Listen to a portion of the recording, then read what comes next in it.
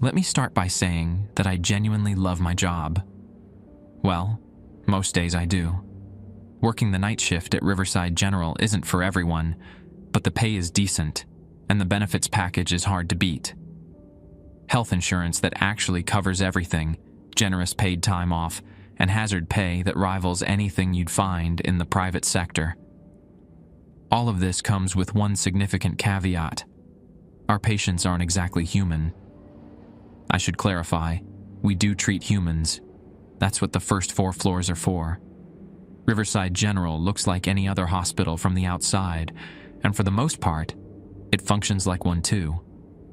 But if you have the right clearance to take the service elevator past the basement level, that's where things get different. Sublevel 1 through 3 is where we treat what the hospital administration officially calls non-standard biological entities. Those of us who work there just call them the night folk. Vampires, werewolves, shapeshifters, and other creatures that go bump in the night. They need medical care too, and Riverside is one of only 7 facilities in the country equipped to provide it. I've been working as a nurse on Sublevel 2 for the past 3 years. It's usually the werewolf ward, though we get the occasional shapeshifter, or were creature variant. My background was emergency medicine before this, which is apparently perfect for dealing with beings that can accidentally disembowel you during a panic attack. 3 years in, and I still have all my fingers and major organs, which is more than some of my colleagues can say. The thing about working with night folk is that everything is protocol. Every creature has specific handling procedures, and every situation has a pre-established response. Break protocol, and best case scenario, you end up with a write-up. Worst case, well, let's just say we've had a few closed casket funerals.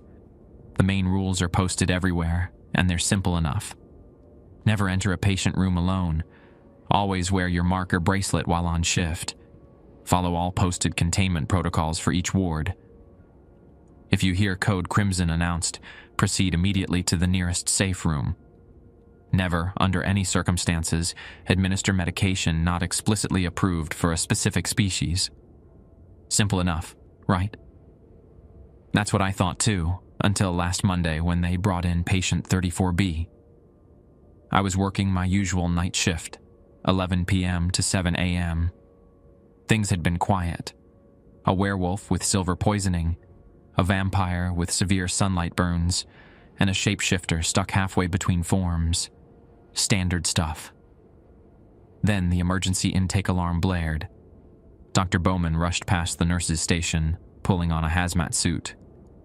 "Bobby, I need you now. We've got a code yellow coming in." Code yellow. Something new. Something they didn't have established protocols for yet. I should have called in sick that night. I really should have called in sick. Because what they wheeled in wasn't like anything I'd seen before. And what followed changed everything I thought I knew about our hospital, the night folk, and the rules we're supposed to follow. Some rules I learned aren't meant to protect us from the patients. Some rules are meant to protect us from the hospital itself. The thing they wheeled in was wrapped in a thick, dark tarp that seemed to absorb light rather than reflect it. 4 security guards flanked the gurney, each one gripping the metal frame tight enough to whiten their knuckles. I could hear something moving under the tarp, a wet, sliding sound that made my skin crawl. "Bobby, get the isolation room prepped, now!" Dr. Bowman barked, his voice muffled through the hazmat suit. I scrambled to my feet and headed for room 13, our highest security containment area. As I punched in the code, I noticed my fingers were trembling. I'd never seen Dr. Bowman this agitated before. The man had once calmly stitched up a thrashing werewolf during the full moon without breaking a sweat. Something was very wrong. Room 13 had special features the other rooms didn't. Silver-reinforced walls, UV light options, and a complete oxygen lockdown system. I grabbed the tablet mounted outside the door and began the sterilization sequence. "Hang tight, Bobby," came Marge's voice from behind me. Marge Wilkins was the night charge nurse, a tough-as-nails woman in her 50s who'd been at Riverside since the special units opened. You're gonna need to see the special handling sheet for this one. Marge handed me a red folder. Red, not the usual yellow or blue. I'd never seen a red folder before. What's coming in? I asked, my mouth suddenly dry. Something from the quarry outside of town. Construction crew found it while blasting for the new highway expansion. She leaned in close, her voice dropping to a whisper. It already killed 3 people during transport. My stomach dropped. Why didn't they take it to sub-level 3? That's where we kept the really dangerous ones. Sub-level 3 is where they found it, Marge replied, her expression grim. Apparently it escaped from there about 30 years ago, before my time. Before I could ask any more questions, the double doors at the end of the hall burst open, and the gurney came rolling in, Doctor, Bowman, and the security team moving fast. The tarp was writhing more violently now, and I swore I could hear whispering coming from underneath it. Room prepped? Dr. Bowman asked sharply. I nodded, stepping aside as they pushed the gurney into room 13. The whispering grew louder as they passed, and though I couldn't make out any words, my nose started bleeding. I wiped it away, hoping no one noticed. Read the protocol, Nurse Roberts. Dr. Bowman called over his shoulder. We'll need to administer the initial sedative within the next 4 minutes. I flipped open the red folder and started reading. Patient 34B. Classification: extreme containment appearance, humanoid. Will attempt to mimic familiar faces. Do not trust visual identification. Special handling procedures. 1. Patient must remain in complete darkness at all times. Any exposure to light causes agitation and attempted escape. 2. Staff must wear sonic dampeners when in proximity to patient. Patient can influence thoughts through vocalization. 3. Only staff wearing approved marker bracelets may enter containment. Non-marked personnel will experience disorientation and may become susceptible to influence. 4th patient requires chemical sedation every 4 hours. Exactly. Use only compound RT7, see cabinet 3. Dosage, 50 cc 5. In case of breach, activate code Crimson and proceed to nearest safe room. Do not attempt to subdue patient. 6. Never look at patient for more than 10 seconds continuously. 7. If patient speaks your name, exit room immediately and report to supervising physician. I just finished reading when Joe Blackburn, one of the security guards, stumbled out of room 13. His nose was bleeding profusely, and his eyes looked unfocused. It knows my name, he slurred, grabbing my arm. It shouldn't know my name, Bobby. It said my mama's name too. Before I could react, Joe's eyes rolled back and he collapsed, foam bubbling at the corners of his mouth. I hit the emergency call button as Doctor. Bowman emerged from the room. Damn it! Get the crash cart! He shouted, dropping to his knees beside Joe. I darted to get the crash cart while Marge called a code blue. By the time I returned, Joe's body was convulsing violently, his back arching at an impossible angle.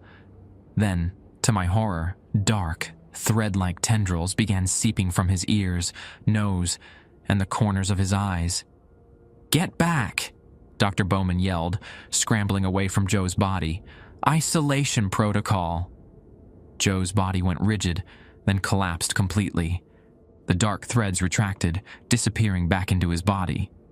His eyes were open, staring blankly at the ceiling. What just happened? I whispered, my voice shaking. Dr. Bowman stood up slowly, removing his hazmat hood. His face was ashen. It made contact. Rule number 7, Bobby. It spoke his name. But what is it? I asked. Something old, Dr. Bowman replied, his voice heavy. Something that was here long before us. They found it back in '89 during the original hospital expansion. They thought they could study it, contain it. Then the incident happened. What incident? The one that's not in any of the official records. Marge cut in. The one where we lost an entire medical team and had to seal off part of Sub-Level 3. Dr. Bowman nodded grimly. I need to call Director Holt. Bobby, get the paperwork started for Joe. And for God's sake, make sure your marker bracelet is secure. I glanced down at the plastic band around my wrist, the strange symbols etched into it glowing faintly blue. I'd always thought they were just RFID trackers. What exactly do these do? I asked, holding up my wrist. Dr. Bowman paused at the door. They mark you as you, the real you, so it can't replace you. He left me standing there staring at Joe's body, the implications of his words sinking in like ice water through my veins. Marge touched my shoulder gently. Come on, Bobby. Let's get you some coffee. You look like you've seen a ghost.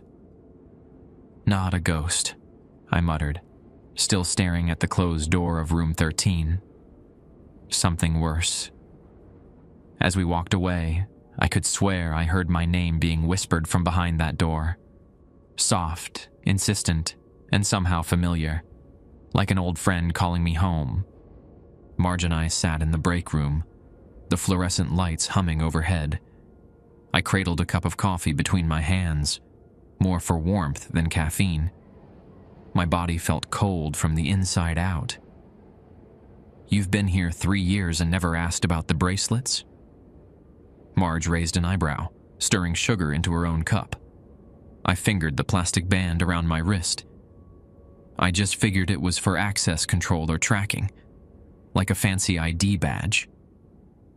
It's that and more, Marge said, her voice low despite us being alone. The markers contain a compound that resonates with human bioelectricity, creates a kind of signature that can't be copied. Copied by what exactly? I asked. Marge took a long sip of her coffee. There are things out there that don't just kill you, Bobby. They become you, like that thing in room 13. Before I could ask more questions, my pager buzzed. Dr. Bowman wanted me back at room 13. My stomach knotted as I stood up. Keep your bracelet visible at all times, Marge warned as I headed for the door. And remember rule number 6, don't look at it for too long. Walking back to room 13 felt like wading through quicksand. The usual nighttime noises of the hospital, beeping machines, distant conversations, the occasional howl from the werewolf ward, seemed muted, overshadowed by a strange tension in the air. Dr. Bowman was waiting outside the room, talking in hushed tones with a woman I'd never seen before. She was tall, with silver-streaked black hair pulled into a severe bun, wearing a charcoal pantsuit that screamed, "Government official." "Bobby, this is Director Holt," Dr. Bowman said as I approached. "She's the head of special containment for all 7 facilities." Director Holt barely acknowledged me, her gray eyes scanning my face with clinical detachment. "You've read the protocol?" she asked, her voice crisp and authoritative. "Yes, ma'am." "Good. We need to establish a continuous monitoring rotation. Dr. Bowman tells me you've had experience with high-risk patients." I almost laughed. High risk to me meant aggressive werewolves or hungry vampires, not whatever this was. "I've handled my share," I replied cautiously. "Excellent. You'll be paired with Nurse Wilkins for the first shift. 4 hours on, 8 off. The patient requires sedation every 4 hours precisely." She handed me an access card. "This will open cabinet 3 in the med room. The sedative is stored there. Only authorized personnel can access it." "What exactly is in the sedative?" I asked. Director Holt and Dr. Bowman exchanged looks. "It's a proprietary compound," Dr. Bowman said finally. "Developed specifically for this patient." "Nurse Roberts," Director Holt cut in, "what you're dealing with is classified at the highest level. You don't need to know what's in the medication. You just need to administer it correctly and on schedule." I nodded, knowing better than to push further. "Yes, ma'am." "Initial sedation has already been administered," Dr. Bowman explained. "Your first dose will be at 3 a.m., not a minute before, not a minute after." "One more thing," Director Holt added, handing me something that looked like a small hearing aid. "This is your sonic dampener. It goes in your right ear only. Do not remove it while in the room. Do not allow the patient to touch it." I slipped the device into my ear. Immediately, the sounds around me became slightly muffled, as if I were underwater. "The patient may try to communicate with you," she continued. "It may plead, threaten, or offer information. Ignore it. Document anything it says, but do not engage." "What if it says my name?" I asked, remembering Joe. "Exit immediately and report to me," Dr. Bowman said firmly. "No exceptions." After a few more instructions and warnings, they left me to wait for Marge.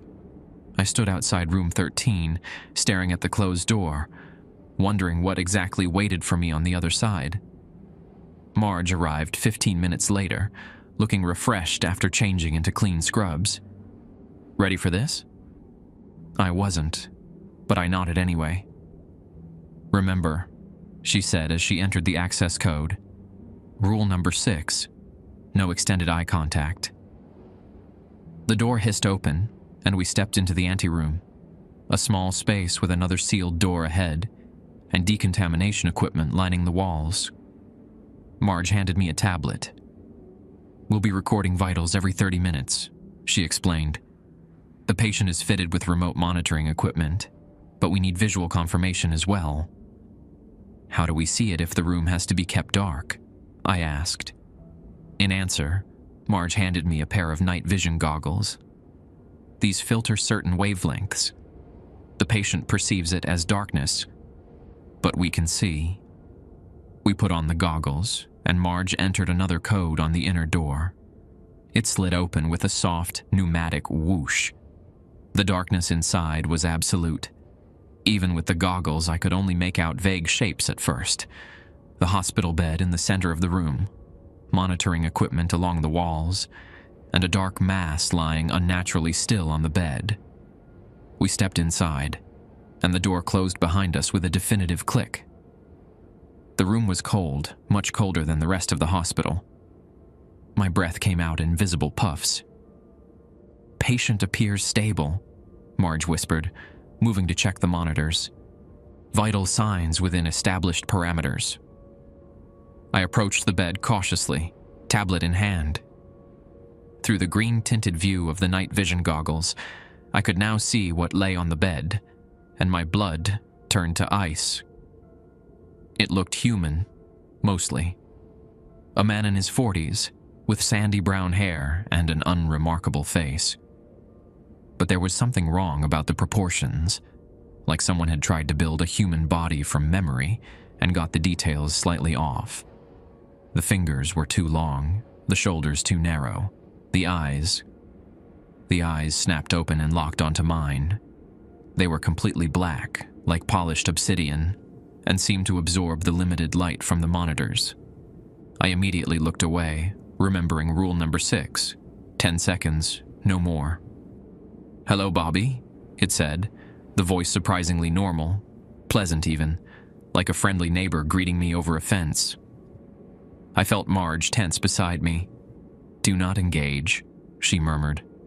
"That's not very polite, Marge," the thing on the bed said, its voice taking on a hint of amusement. "Bobby and I are just getting acquainted." I focused on the tablet, refusing to look at the patient again. My hands were steady as I entered the vital signs from the monitor, but inside my heart hammered against my ribs. "You're not what I expected," it continued. "Last time I was here, the staff was much older. Dr. Harrison was in charge then. Is he still around?" Marge continued her checks in silence. I followed her lead, moving to check the IV drip that presumably contained whatever kept this thing sedated. "He's not, is he?" The patient mused. None of them are. Such a shame what happened. All those brilliant minds, gone in an instant. My curiosity piqued despite my fear. Was it talking about the incident doctor Bowman mentioned? The lost medical team? As if reading my thoughts, it chuckled. Oh, they didn't tell you about that? About what I did to them? Or rather, what they did to themselves once I was inside their heads. That's enough, Marge said sharply. Nurse Roberts, check the restraints, please. I moved to examine the thick metal cuffs that secured the patient to the bed, wrists, ankles, and another band across its midsection. Each restraint glowed faintly with the same blue light as our marker bracelets. As I leaned over to check the wrist restraint, the patient turned its head slightly toward me. I kept my eyes averted, focusing on the task. I know what you dream about, Bobby, it whispered, so quietly that I wasn't sure Marge could hear. Those nightmares about drowning, about the lake where your brother died. I was there, you know. I saw everything.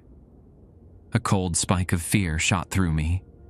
No one knew about those dreams. I'd never told anyone about them, not even my therapist. I could bring him back for you, it continued, its voice slithering into my brain despite the sonic dampener. Would you like that? To see little Tommy again? I stumbled back from the bed, my heart racing. Marge grabbed my arm, steadying me. It's lying, she said firmly. That's what it does. It gets in your head and finds the things that hurt, then uses them against you. The thing on the bed laughed, a sound like dry leaves skittering across concrete. Am I lying, Bobby? Or have I just been waiting for you all these years? Someone who could understand what I really am. Someone who could help me. We're done here, Marge declared, pulling me toward the door. Initial check complete. As the door closed behind us, I heard it call out one last time. See you at 3 a.m., Bobby. We have so much to talk about. I yanked off the night vision goggles, blinking in the harsh light of the anteroom. My hands were shaking now. What the hell was that? I gasped. How did it know about my brother? Marge's face was grim as she removed her own goggles. That's what it does. It gets inside your head, finds the weak points. But my brother? I never talk about him. Never. It doesn't need you to talk about him, Marge replied, her voice softening. That's why we have the dampeners, but they're not perfect. The longer you're exposed, the more it can access. I leaned against the wall, trying to steady my breathing. I have to go back in there in 4 hours. Alone. Not alone, Marge corrected. You'll be with Clint from security. Nobody goes in there solo. Rule number 1, I muttered. Never enter a patient room alone. Marge nodded. That rule exists for a reason, especially with patient 34B. The hours crawled by, each minute stretching into what felt like an eternity. I tried to focus on my regular duties, checking on the werewolf with silver poisoning in room 4, changing the IV bag for the vampire in room 7, but my mind kept drifting back to room 13 and what waited for me there. You look like hell warmed over, Billy Jenkins commented as I changed the dressing on his silver-burnt arm. Billy was a local mechanic who happened to be a werewolf. He'd gotten into a fight with some drunk hunters who'd shot him with silver buckshot. Something going on down here tonight? Just a complicated new admission, I replied, careful not to share details. Billy's nostrils flared slightly. Werewolves could smell fear, and mine was probably coming off me in waves. Must be something real nasty, he said, eyeing me curiously. You weren't this jumpy when I came in last full moon and nearly took your arm off. I managed a weak smile. That was just you being you, Billy. We're used to werewolves around here. But not used to whatever's got everyone walking on eggshells, he observed. Even Dr. Bowman looks spooked, and that man has ice in his veins. I finished taping the fresh bandage and moved to record Billy's vitals. You should get some rest. That silver's still working its way out of your system. Billy grabbed my wrist, his grip firm but not threatening. Word of advice, Bobby? Whatever it is, don't let it smell your fear. Predators always go for the scared ones first. I nodded, grateful for the advice even if I doubted it would help with patient 34B. Whatever that thing was, it went beyond simple predator-prey dynamics. By 2:30 a.m., I was in the medroom, accessing Cabinet 3 with the special card Director Holt had given me. Inside was a single vial of cloudy greenish liquid and a sealed, sterile syringe. The label on the vial simply read RT7 with today's date. "That's some nasty-looking stuff," came a deep voice from behind me. I turned to see Clint Reeves, the night security guard assigned to accompany me. Clint was built like a linebacker, with broad shoulders and arms thick as tree trunks. His dark skin was covered in intricate tattoos that disappeared beneath his uniform sleeves. Protection symbols, I'd heard, though I'd never asked him directly. "They tell you what's in it?" he asked, nodding at the vial. "Proprietary compound," I replied, repeating what Dr. Bowman had told me. Clint snorted. "That's admin speak for you don't want to know." I carefully measured 50 cc of the green liquid into the syringe. It was viscous, moving slowly like cold honey. "You've dealt with patient 34B before?"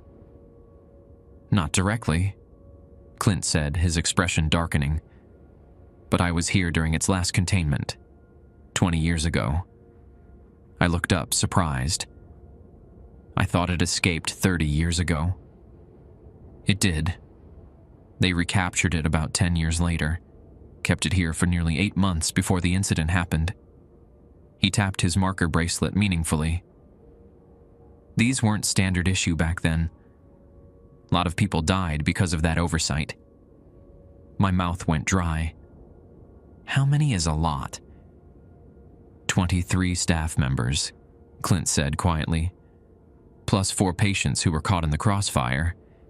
It replaced them one by one over weeks. By the time anyone realized what was happening, it had already spread too far. I finished preparing the medication with slightly trembling hands. And now it's back. "Now it's back," Clint agreed grimly. "And honestly, I'd rather face 100 pissed-off werewolves than go into that room." That wasn't exactly comforting coming from a man who looked like he could bench press a car.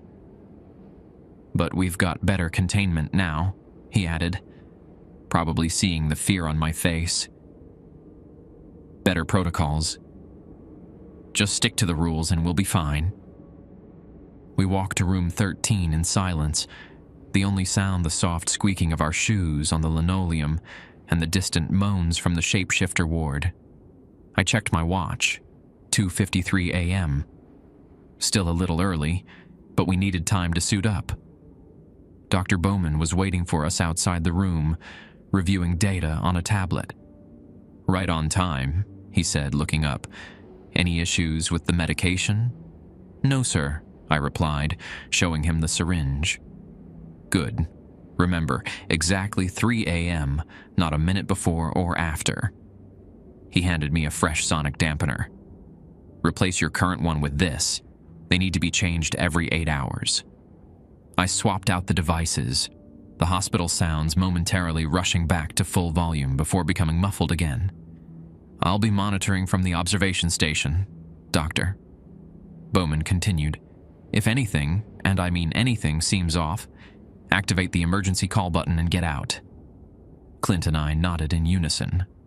Dr. Bowman gave us one last appraising look before heading to the observation room down the hall.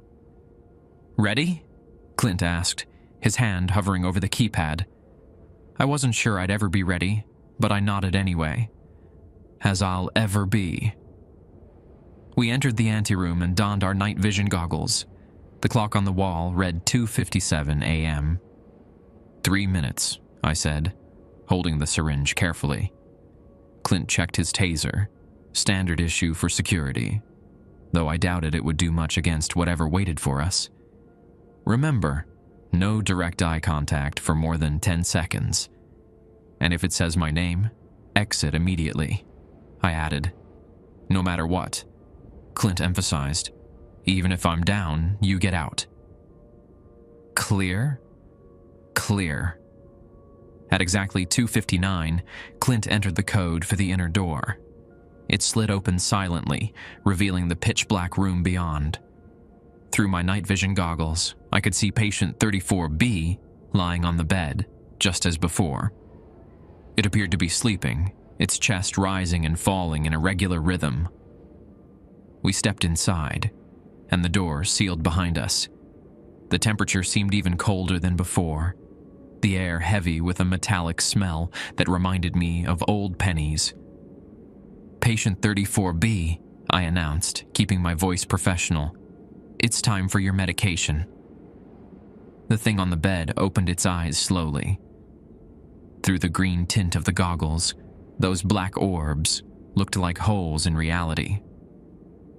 "Ah, Bobby," it said, its voice somehow both sleepy and alert. "Right on time.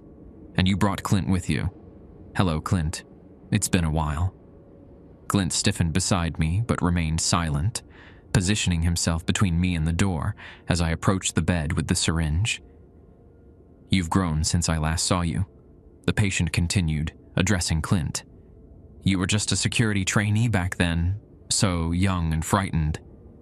Do you still dream about what you saw that day in the morgue?" I focused on prepping the IV port, refusing to look at patient 34B's face. My hands were steady now, the familiar routine of administering medication taking over. "The silence treatment? How rude," it sighed, "especially when I have so much to offer you both." I checked my watch, 2:59:45, 15 seconds to go.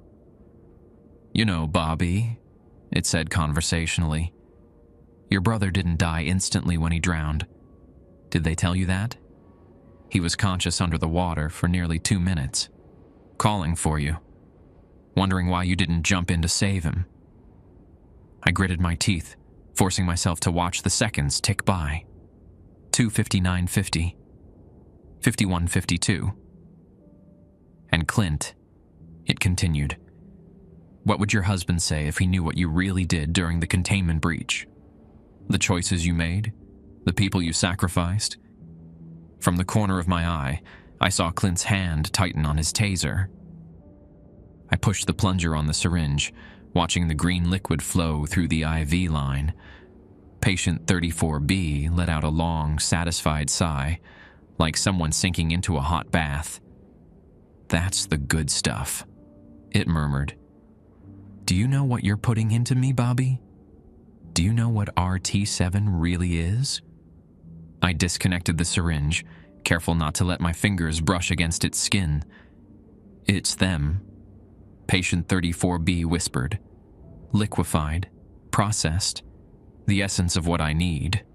RT7, room 13, 7 bodies, the last 7 who died trying to contain me."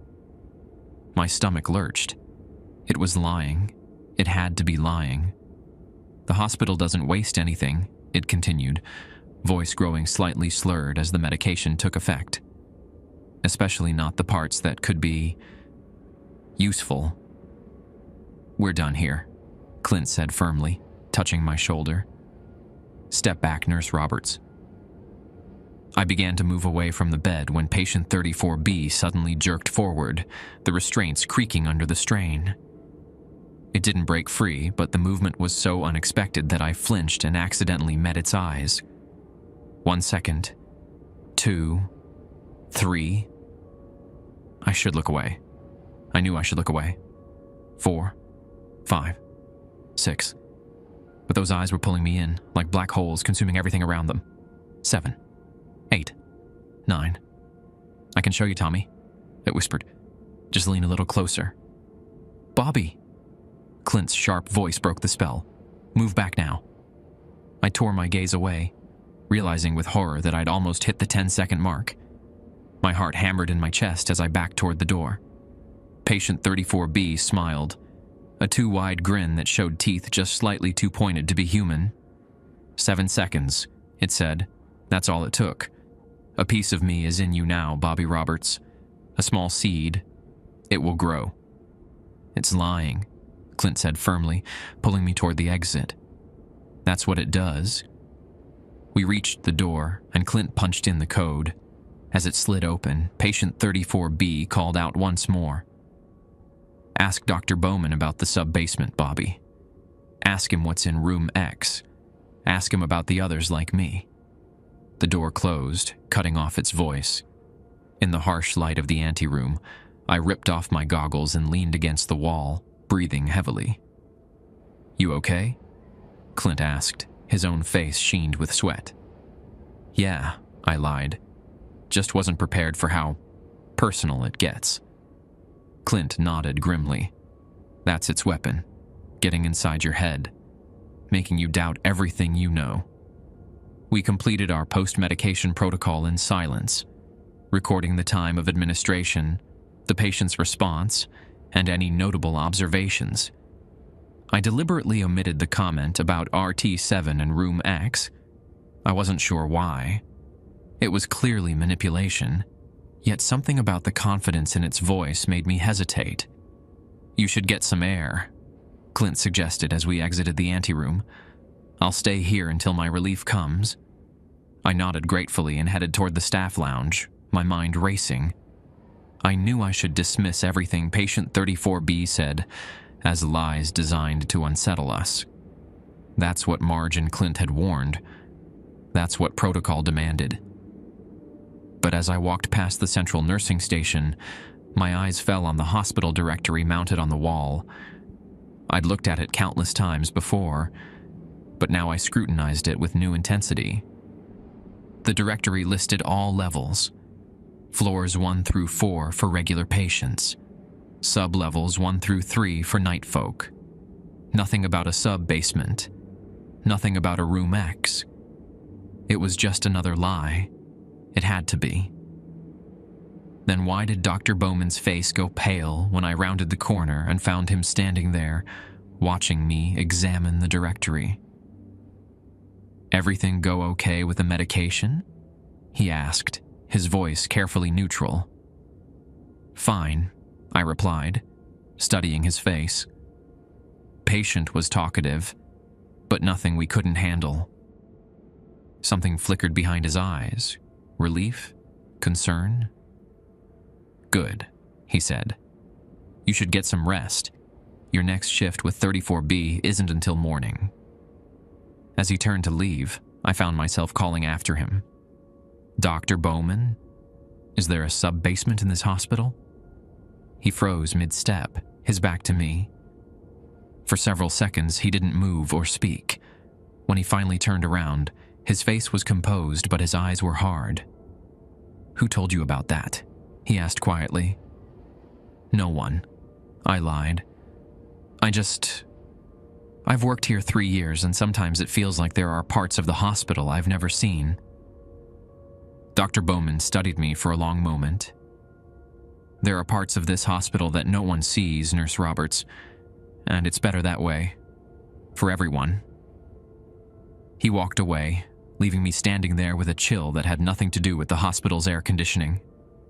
7 seconds. That's all it took. A piece of me is in you now. Sleep eluded me during my break. I tossed and turned on the narrow cot in the staff rest area, my mind replaying the conversation with patient 34B on an endless loop. The things it said about Tommy, about RT7, about a sub-basement, and Dr. Bowman's reaction when I mentioned it. By 7 a.m., my shift was officially over, but I found myself lingering, reluctant to leave while so many questions remained unanswered. I changed into fresh scrubs and headed to the cafeteria, hoping some coffee might clear the fog from my brain. The cafeteria was nearly empty.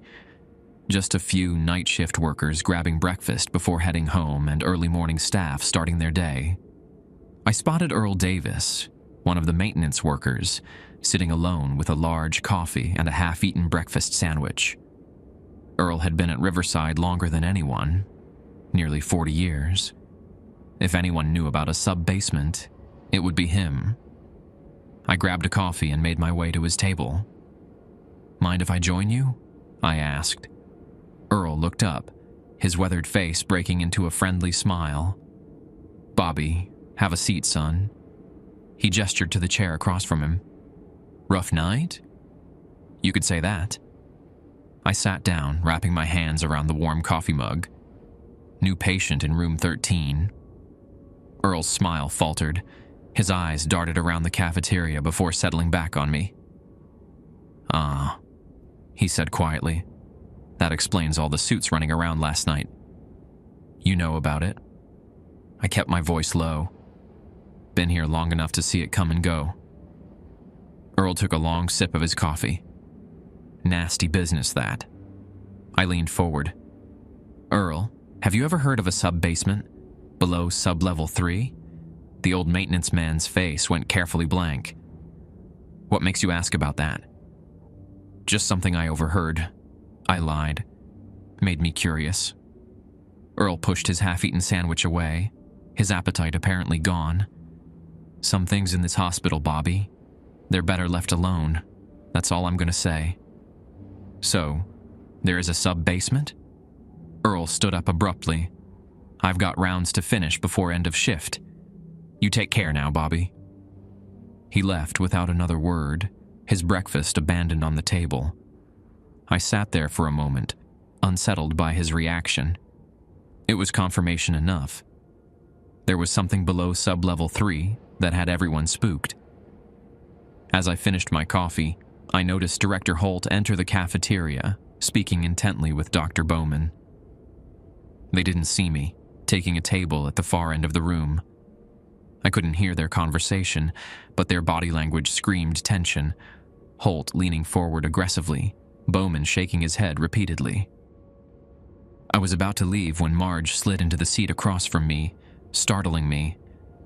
"Don't be obvious," she murmured. "But what did you say to Earl? Man practically ran out of here like his pants were on fire." "I asked him about a sub-basement," I admitted. Marge's eyes widened. "Jesus, Bobby. What got into you?" "Patient 34B mentioned it. Something called Room X. A doctor. Bowman basically confirmed it exists when I asked him." "You asked Bowman?" Marge hissed, keeping her voice low. "Are you trying to get fired, or worse?" "Worse how?" "What's down there, Marge?" I pressed. She glanced over at Holt and Bowman, then back to me. "I don't know exactly. I've never been down there. But I've heard things over the years." She hesitated. "They call it the vault. It's where they keep the ones they can't control. The ones too dangerous, even for sub-level 3. A cold feeling settled in my stomach. "Like Patient 34B? That thing in room 13? It's a puppy compared to what they've got locked in the vault." Marge's normally unflappable demeanor cracked slightly. "Look, Bobby, you're a good nurse and a good man. That's why I'm telling you to drop this. Forget about the sub-basement. Forget whatever that thing told you. Just do your job and go home." "Is that what you do?" I asked. "Just ignore everything strange going on here?" Marge's eyes hardened. "I've been here 15 years. I've seen things that would turn your hair white. And yes, sometimes I ignore them because the alternative is worse." "What alternative?" "Becoming involved," she said grimly. "People who get too curious about this place tend to disappear, Bobby. Or they end up working here permanently, like me." I frowned. "What do you mean, permanently?" Marge checked her watch. "My shift starts in 10 minutes. Just be careful, okay? Stick to the rules. They exist for a reason." She got up to leave, but I caught her arm. "Marge, wait. What did you mean about working here permanently?" She hesitated, then sighed. Did you ever wonder why some of us never seem to leave? Why we work crazy hours, holidays, weekends? Why we don't talk about our lives outside this place? I had wondered, actually. Marge and several others seemed to practically live at the hospital. It's because we don't have lives outside anymore, she continued, her voice barely above a whisper. Some of us know too much. Some of us have seen too much. And some of us... She glanced down at her marker bracelet. Some of us aren't entirely ourselves anymore. Before I could respond, she walked away, leaving me with a chill that coffee couldn't warm. I should have gone home then. Should have clocked out, driven back to my apartment, and tried to forget everything about patient 34B in the mysterious sub-basement. But something kept me there. Curiosity, stubbornness, or maybe something darker planted in those 7 seconds of eye contact. Instead of leaving, I found myself wandering down to sub-level 3, a floor I rarely visited. It housed our most dangerous patients, elder vampires, berserker werewolves, and creatures so rare they didn't even have proper classifications. Access was restricted, but my badge worked on the elevator. Sub-level 3 looked similar to the other floors, but with enhanced security, reinforced doors, more cameras, and at least 3 armed guards visible from the elevator. I tried to appear casual as I walked past the nurse's station, nodding to Jenny Colton, the charge nurse. "Bobby, what brings you down here?" she asked, surprised. "Doctor?" Bowman asked me to pick up some files. I lied smoothly. Said they'd be at the main desk. Jenny frowned.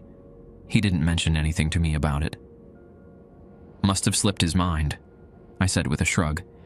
"You know how he gets when things are hectic." Jenny seemed dubious, but didn't challenge me further. "What files are you looking for?" I took a chance. "Something about patient 34B, from their previous stay here." Her face paled slightly. "That information is restricted. You'd need Director Holt's clearance for those files." "Oh, right," I said, feigning embarrassment. "I'll go back and clarify with Dr. Bowman. Sorry to bother you."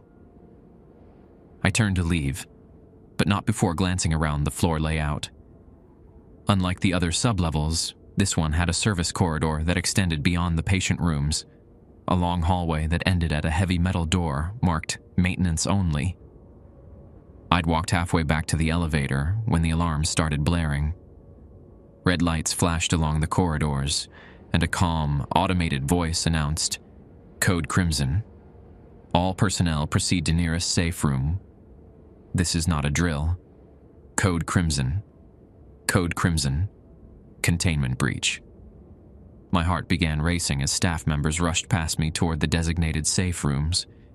Jenny was already ushering nurses and orderlies through a reinforced door marked SR3A. "Bobby!" she shouted over the alarm. "Get in here now!" I was about to comply when I noticed something strange, a red light blinking on my marker bracelet. It had never done that before. As I looked around, I saw that everyone else's bracelets were blinking too. "Bobby!" Jenny shouted again. I ran toward the safe room, but just before I reached it, the heavy metal door at the end of the service corridor burst open. 2 security guards came sprinting through, their faces masks of terror. Behind them, something moved in the darkness, something large and formless, like living shadow. "Seal it!" one of the guards screamed. "Seal the door." Jenny pulled me inside the safe room and slammed the heavy door shut just as the guards reached us. I caught a glimpse of the shadowy mass surging forward before the door sealed with a pneumatic hiss. Inside, about 15 staff members huddled in the reinforced room. The guards collapsed against the wall, breathing heavily. "What the hell was that?" I asked. "Vault breach," one of the guards panted. "Something got out." "Was it 34B?" Jenny asked, her face pale. The guard shook his head. "Worse. Much worse. Containment team is on their way, but..." A massive impact shook the door, cutting him off. Everyone fell silent. Another impact followed, stronger than the first. The reinforced door, designed to withstand a rampaging werewolf, actually dented inward. "It shouldn't be able to find us," the second guard whispered. "The safe rooms are shielded." A third impact. The dent grew larger. "Unless it knows where we are," the first guard said, his eyes shifting to me. "Unless someone told it." Before I could protest, my marker bracelet began blinking faster, the red light pulsing in sync with each impact on the door. Around the room, other bracelets remained steady, only mine changing rhythm. "His bracelet," someone hissed. "Look at his bracelet." All eyes turned to me. I held up my wrist, watching in horror as the bracelet blinked rapidly. "I don't understand," I said, panic rising in my throat. "What's happening?" The first guard drew his weapon and pointed it at me. "Take off the bracelet. Slowly." With trembling fingers, I unclasped the marker bracelet and placed it on the floor. It continued to blink, faster now, almost strobing. 7 seconds, I whispered, remembering patient 34B's words. "A piece of me is in you now." Another impact shook the door, the metal groaning under the strain. The guard kept his weapon trained on me. "What did you do, Roberts?" he demanded. "What did you let in?" "Nothing, I swear." "Your bracelet is compromised," Jenny said, backing away from me. "That's not supposed to be possible unless—" She didn't finish the thought, but the implication hung in the air. Unless I wasn't me anymore. Unless whatever was outside had already gotten inside. Inside me. The impacts stopped suddenly. The silence that followed was almost worse than the pounding. My discarded bracelet still blinked on the floor, but slower now, like a heartbeat. Then, the intercom crackled to life. Dr. Bowman's voice filled the room, tense but controlled. "Attention all personnel. Containment has been restored. Remain in safe rooms until security verifies all areas.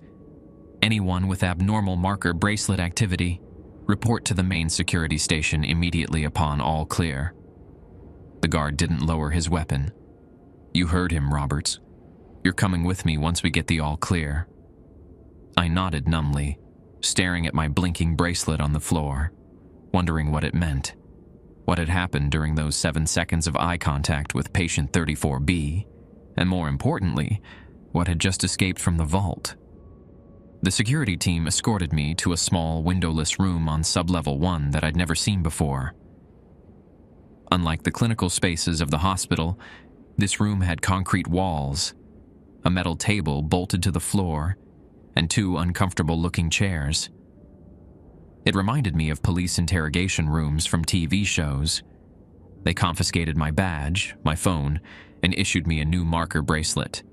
This one slightly heavier than the standard version, with a small, blinking green light. "Don't remove it," the guard warned. "This one's got a tracker. Try to take it off, and we'll know." I nodded, too exhausted and confused to argue. They left me alone in the room for what felt like hours, though my watch, which they'd allowed me to keep, showed only 45 minutes had passed when the door finally opened. Director Holt entered, followed by Dr. Bowman. Both looked like they hadn't slept in days.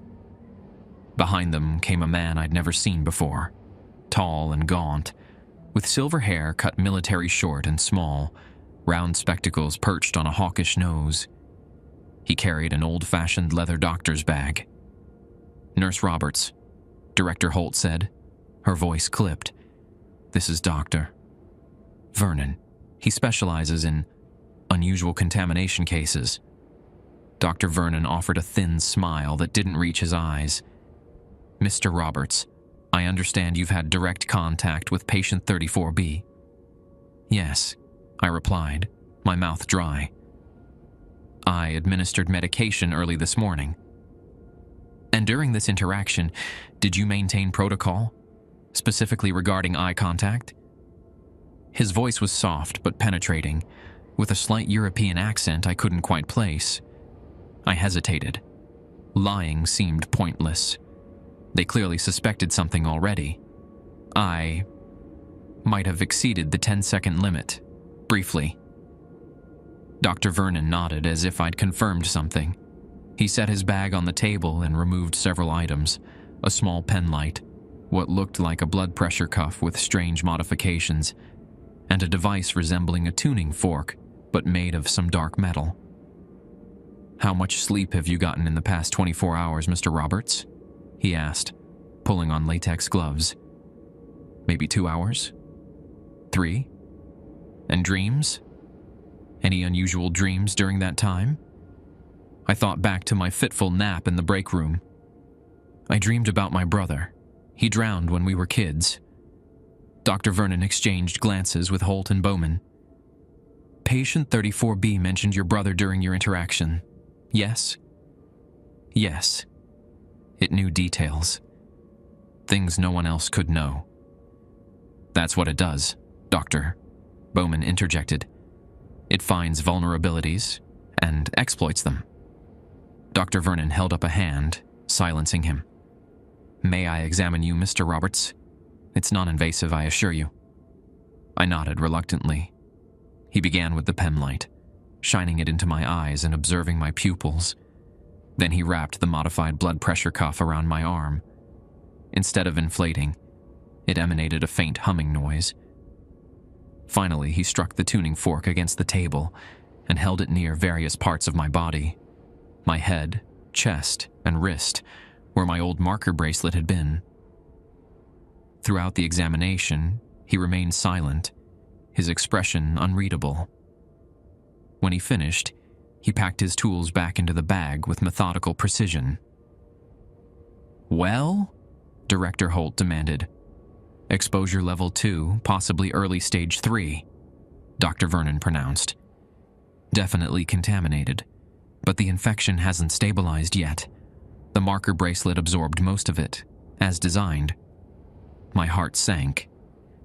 Contaminated with what? The three of them exchanged looks, seeming to have a silent conversation about how much to tell me. "Patient 34B is a vector organism," Dr. Vernon finally explained. "It doesn't just communicate telepathically, it transfers pieces of itself. Seeds, you might call them. And I'm infected?" The word tasted bitter in my mouth. "Yes," he said matter-of-factly. "But at a very early stage.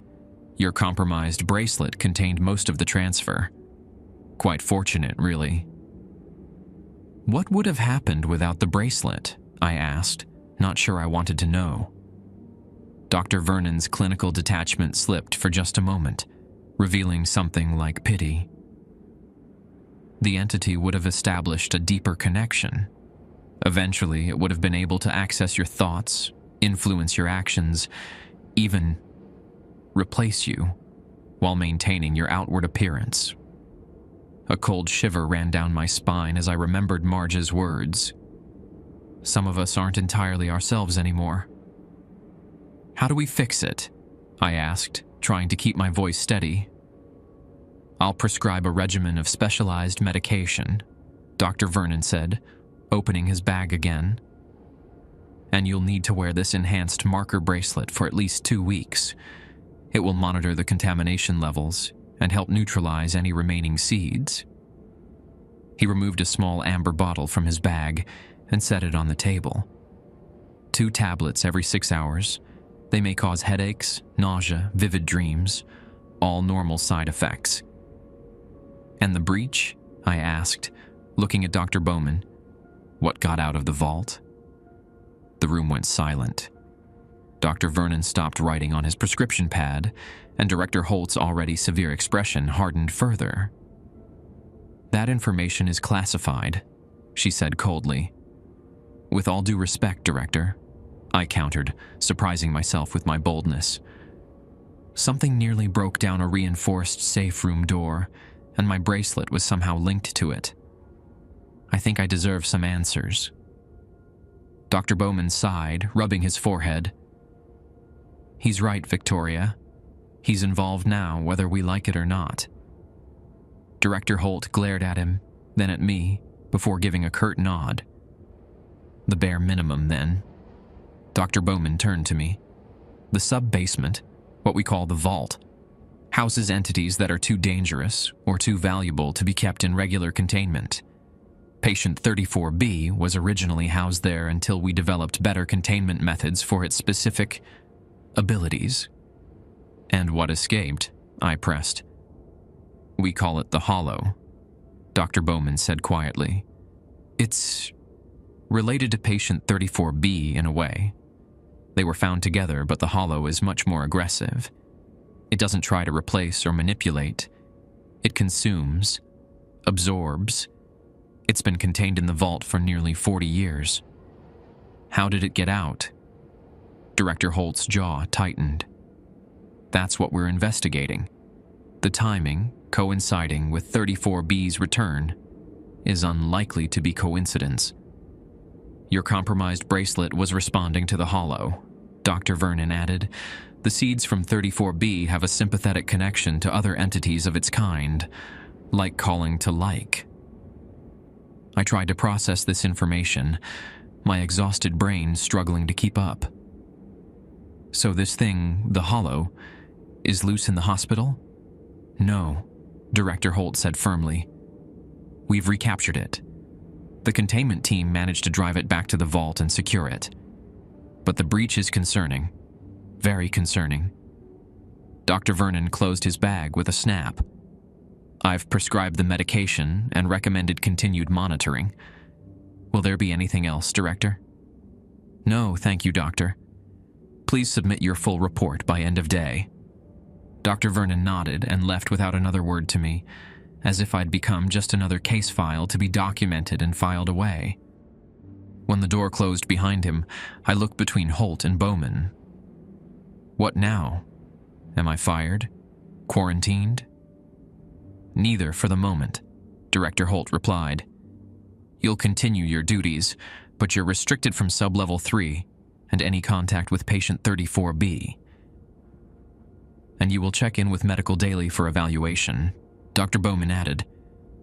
The medication should clear the contamination within 2 weeks, assuming you follow the regimen precisely. I nodded, relief washing over me. I still had my job. I wasn't being locked away in some dark corner of the hospital. But one question still nagged at me. Why did Patient 34B target me specifically? There must be dozens of staff it could have tried to contaminate. Director Holt and Dr. Bowman exchanged another one of those meaningful glances. We don't know, Doctor, Bowman admitted. But these entities don't do anything randomly. It chose you for a reason. Perhaps because you were new to it, Director Holt suggested. Most of the staff who interact with 34B have done so before. They're more guarded. Somehow, I didn't think that was the whole truth, but I was too tired to push further. Can I go now? I really need some sleep. One more thing, Director Holt said, sliding a document across the table. This is a non-disclosure agreement. It covers everything we've discussed today, plus any other classified information you may have encountered or may encounter in the future regarding the vault, Patient 34B, or the Hollow. I scanned the multi-page document. The legal language was dense, but the penalties for violation were clear enough. Termination, possible criminal charges, and something ominously referred to as memory adjustment protocol. Memory adjustment, I questioned. Standard language, Dr. Bowman said dismissively. Just hospital legal covering all bases. I signed the document, too exhausted to argue or ask more questions. At this point, I just wanted to go home, take the weird pills, and sleep for about 20 hours. Report to Dr. Kane in medical at the start of your next shift, Director Holt instructed, taking the signed form. He'll assess your condition and clear you for duty if appropriate. I nodded and stood to leave. And Roberts? She added, her voice softening slightly. Be careful. Watch for unusual thoughts, impulses, or dreams. Report them immediately, no matter how insignificant they seem." "Yes, ma'am." As I reached the door, Dr. Bowman called after me. "Bobby, about your brother. Patient 34B uses personal tragedies to manipulate. Whatever it told you about Tommy, don't let it get to you." I appreciated the sentiment, but it was too late for that. The seed had already been planted, in more ways than one. I drove home in a daze, the amber bottle of pills rattling in my pocket. My apartment felt strangely unfamiliar, as if I'd been gone for weeks instead of a day. My cat, Merlin, greeted me with his usual indifferent meow before demanding breakfast. The normality of feeding my cat and changing into pajamas felt surreal after everything that had happened. I swallowed 2 of the prescribed pills with a glass of water. They tasted bitter, with an aftertaste like burned metal. As I crawled into bed, pulling the blackout curtains closed against the morning sun, I couldn't stop thinking about everything I'd learned. The vault, the hollow, patient 34B, and its strange connection to me. Most disturbing was the realization that some of the hospital staff might already be compromised. Marge had practically admitted as much. How many others? And how would I know who to trust? Sleep came quickly, dragging me under like a riptide, and with it came the dreams. I stood at the edge of a lake. The same lake where Tommy had drowned 20 years ago. The water was black and still, reflecting nothing, not even the moonlight that illuminated everything else. "Bobby." The voice came from behind me. I turned to see Tommy standing there, just as I remembered him, 12 years old, with freckles across his nose and our mother's hazel eyes. But something was wrong. His skin was too pale, almost translucent. Water dripped continuously from his clothes and hair, though he'd been standing there for some time. "You're not real," I said. "You're not Tommy." The boy smiled, and there was something wrong with his teeth. Too many. Too sharp. "Part of me is," he replied, his voice echoing strangely. "The part that remembers you, big brother. The part that called for you that day." "Tommy died," I said firmly. "I couldn't save him." "Couldn't?" The thing wearing my brother's face tilted its head. "Or wouldn't. You were on the shore. You saw him struggling. You froze." "I was 10 years old," I protested, but the old guilt twisted in my chest. "I couldn't swim well enough." "You didn't even try." His expression hardened. "But I'm giving you another chance." He pointed to the dark water of the lake. "I'm still down there, Bobby. Still waiting. Come find me." I took an involuntary step toward the water. "That's it," the boy encouraged. "Just a little further." Another step. The water lapped at my feet, impossibly cold. "You want to save me, don't you, Bobby?"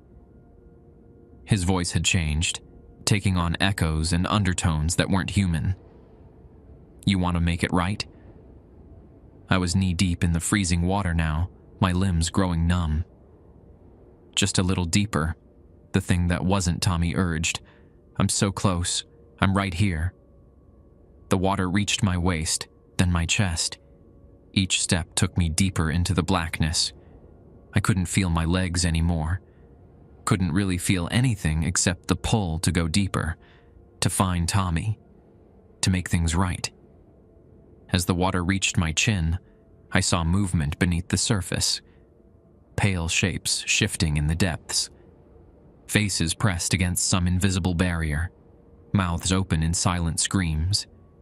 Dozens of them. Hundreds. And I recognized some of them. Hospital staff who had disappeared over the years. Patients who had died under mysterious circumstances. They were all down there, waiting. And I was about to join them. "Almost there," the false Tommy crooned from the shore, his voice now a chorus of overlapping whispers. "Just one more step, Bobby. One more step and you can save everyone. I took that step, and the black water closed over my head. I woke up gasping, sheets soaked with sweat. My heart pounded painfully in my chest, and the metallic taste of the medication filled my mouth. The dream had been so vivid, so real. I fumbled for the lamp beside my bed, desperate to banish the darkness. As light flooded the room, I saw something that made my blood run cold.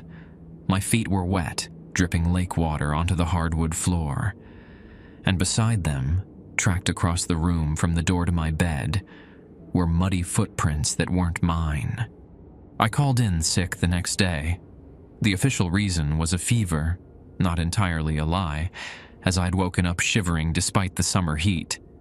The real reason was the muddy footprints leading to my bed and the lake water soaking my sheets. I spent an hour searching my apartment for any sign of an intruder, but the doors and windows were all locked from the inside. The footprints didn't match any of my shoes, and they simply stopped at my bedside, as if whoever, or whatever, had made them, had vanished into thin air. By noon, I'd taken another dose of Dr. Vernon's medication and was slumped on my couch, feeling simultaneously wired and exhausted. The TV was on, playing some mindless daytime talk show that I wasn't really watching. Merlin was curled up beside me, unusually clingy, as if sensing something was wrong. My phone rang. Dr. Bowman. "Roberts," he said when I answered, skipping any greeting. "Doctor, Kane says you called in sick." "Yeah, I'm not feeling great," I replied. "Probably side effects from the medication." There was a pause. "What kind of side effects?" I hesitated. Should I tell him about the footprints? The dream that felt too real? Something held me back. Fever, nausea, weird dreams. Dr. Vernon said that was normal. "It is," Bowman confirmed. "But I'd like you to come in anyway. We need to monitor your condition more closely than I initially thought." "I can come in tomorrow," I offered. "I should be feeling better by then." "Today, Roberts." His tone left no room for argument. "As soon as possible." I sighed, rubbing my temples where a headache was forming. "Is something wrong?" Another pause. "We've had some developments with patient 34B. It's been asking for you specifically." That sent a chill down my spine. "What did it say?" "Nothing specific. It just keeps repeating your name and saying you have something it needs." Bowman's voice tightened. "Look, I know you feel like hell right now. The medication is rough, but I need you to come in so we can run some additional tests. Make sure the contamination isn't progressing." The idea of going back to the hospital filled me with dread. But Bowman was right. If something was wrong with me, if the seeds patient 34B had planted were growing despite the medication, I needed to know. "I'll be there in an hour," I relented. "Good. Come directly to medical on sublevel 1. Use the service elevator by the loading dock. Less people that way." The call ended, and I sat there for a moment, scratching Merlin behind the ears. "What do you think, buddy? Am I losing my mind, or am I actually contaminated by some ancient entity?" Merlin blinked slowly at me, purring. "Yeah, that's what I thought too." The hospital seemed different somehow when I arrived. Quieter, tenser. The few staff members I passed in the service corridors averted their eyes or gave me a wide berth. Word had clearly spread about my contamination. The medical unit on sublevel 1 was a small but well-equipped facility, separate from the main patient care areas. It primarily served staff who were injured on duty or exposed to potential contaminants from nightfolk patients.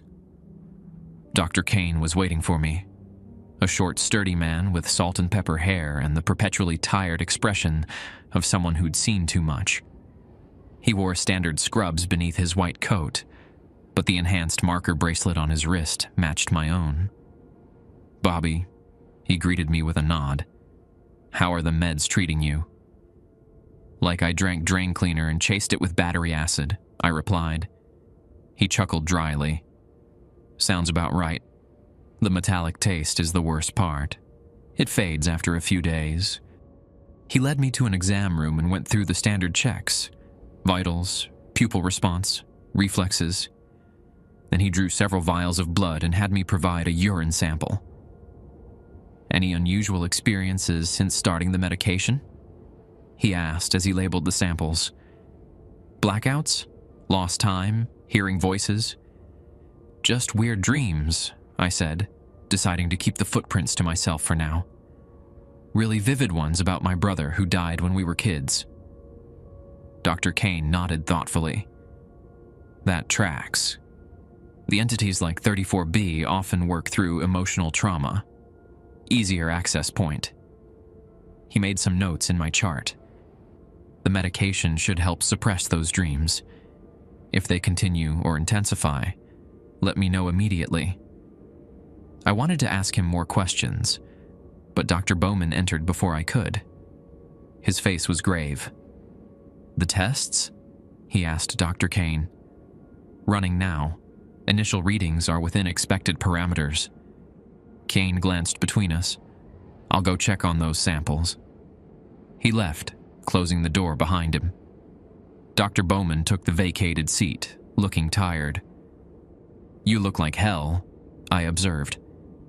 Been a long 24 hours, he replied. Between 34B's increased activity and dealing with the aftermath of the Hollow's breach, I haven't slept much. What did patient 34B want with me? I asked. You said it's been asking for me. Bowman reached into his lab coat and removed a small digital recorder. It might be easier if you just listen. He pressed play, and patient 34B's unnervingly pleasant voice filled the room. Where's Bobby?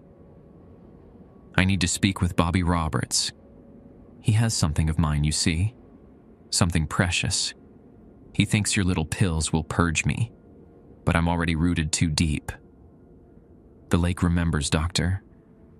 The lake remembers what he did. Dr. Bowman stopped the recording, watching my reaction closely. What lake? He asked. What is it talking about? I swallowed hard. My brother drowned in Hawkins Lake when I was 10. He was out too far, and I couldn't save him. And you dreamed about this lake recently? I nodded. Last night, after taking the medication. Bowman's expression darkened. That's not good. The medication should be suppressing the connection, not enhancing it. What does it mean? I asked, a knot forming in my stomach. Before he could answer, the exam room door burst open. Dr. Kane stood there, face pale. We have a problem, he said tersely. Robert's blood work. The contamination markers are off the charts. Dr. Bowman stood abruptly. That's not possible. The medication isn't working, Kane finished. At least not on him. He looked at me with a mixture of fear and clinical interest. Either he's got a natural immunity to the treatment, or the connection is stronger than we thought, Bowman concluded grimly. The two doctors stared at me as if I'd suddenly grown a second head. I shifted uncomfortably under their scrutiny. So, what happens now? I asked. Stronger medication? Different treatment? Quarantine, Bowman said flatly. Isolation until we can develop an alternative approach. For how long? As long as necessary. The walls of the small exam room seemed to close in around me. I felt trapped, cornered. A wave of claustrophobia washed over me, along with something else. Something angry and desperate that didn't quite feel like my own emotion. No, I said, the word coming out before I'd even decided to speak.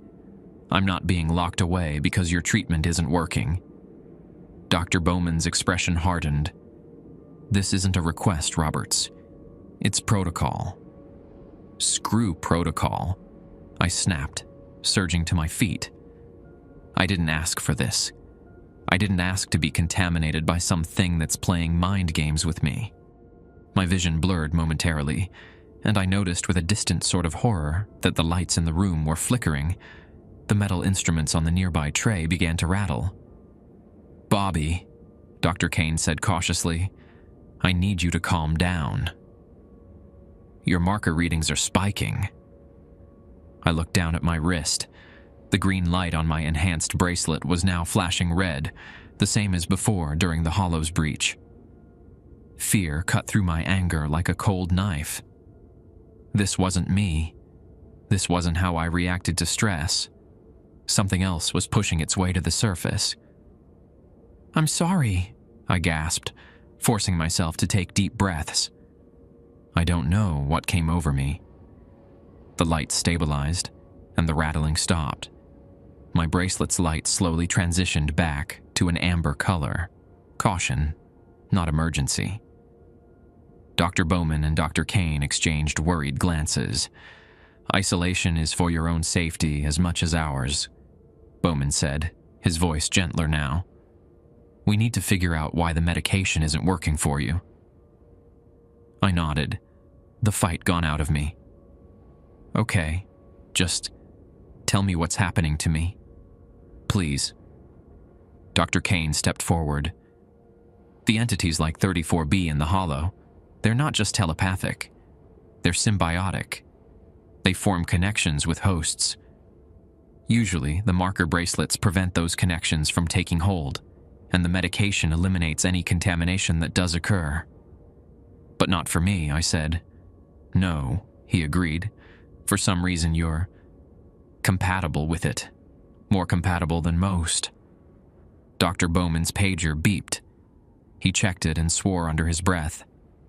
"Patient 34B is becoming agitated. We need to move Roberts to isolation now before—" An alarm cut him off, the same blaring sound I'd heard during the Hollow's breach. "Code Crimson." "That's not possible, Doctor," Kane whispered. "The containment on room 13 was reinforced after you brought it in. It shouldn't be able to." The lights went out completely, plunging us into darkness for several heart-stopping seconds before the emergency generators kicked in, bathing everything in dim red light. "Move," Dr. Bowman barked, grabbing my arm. "We need to get to a safe room." We hurried into the corridor, joining the flow of panicked staff members rushing toward the nearest safe room. The alarm continued to blare, punctuated by the automated announcement, "Code Crimson. All personnel proceed to nearest safe room. This is not a drill." As we ran, I felt a strange pulling sensation, as if invisible threads were tugging at me from multiple directions. My marker bracelet flashed between amber and red, the pattern irregular and frantic. "What's happening to me?" I gasped, stumbling slightly. "It's calling to you," Dr. Bowman said grimly, keeping a firm grip on my arm. "Both of them are." "Both?" 34B and the Hollow. They're both loose now, and they both want you." We rounded a corner and nearly collided with Marge, who was ushering frightened staff towards safe room 1B. "Bowman!" she shouted over the alarm. "They're saying both containments failed simultaneously. How is that possible?" "I don't know," he replied. "Get these people secured. We need to get Roberts to special containment." Marge's eyes widened when she saw me, taking in my flashing bracelet. "Christ, Bobby. What did you do?" "Nothing," I protested. "I just—" The words died in my throat as a familiar voice echoed down the corridor behind us. "Bobby," it called, calm and friendly amid the chaos. "There you are. I've been looking for you." We turned to see patient 34B standing at the far end of the corridor. It still wore the same unremarkable human form, but now it moved with fluid grace, completely unrestrained. Behind it, shadows writhed and twisted. The Hollow, I realized with mounting horror. "Run!" Dr. Bowman shouted, shoving me toward Marge. "Get him to special containment. I'll hold them off." How? I demanded. What are you going to do? Dr. Bowman reached into his coat and pulled out a small metal cylinder. Something I've been saving for a worst-case scenario. Now go. Marge grabbed my arm and pulled me away. The last I saw of Dr. Bowman, he was standing alone in the corridor, facing patient 34B and the roiling darkness behind it. What is special containment? I gasped as Marge led me through a series of corridors I'd never seen before. Where we put staff who've been compromised, she replied grimly. It's the only place that might hold you now. Hold me? I'm not. You are. She cut me off. Look at your bracelet, Bobby. Look at what's happening to it. I glanced down. The marker bracelet wasn't just flashing now. It was changing color entirely, shifting from Riverside's standard blue to a deep, unnatural purple. What does that mean? I asked, though part of me already knew. Marge's expression was a mixture of pity and determination. It means you're becoming a beacon, a doorway, and if we don't contain you, whatever comes through that door is going to be a hell of a lot worse than what's already loose. Special containment turned out to be on sub-level 2, behind a heavy steel door marked simply, Authorized Personnel Only. Marge pressed her badge against the scanner, entered a 6-digit code, then placed her hand on a biometric reader. Security override Wilkins 7 Delta 3, she said clearly. Emergency protocol enabled. The door slid open with a pneumatic hiss, revealing a stark white corridor, unlike the rest of the hospital.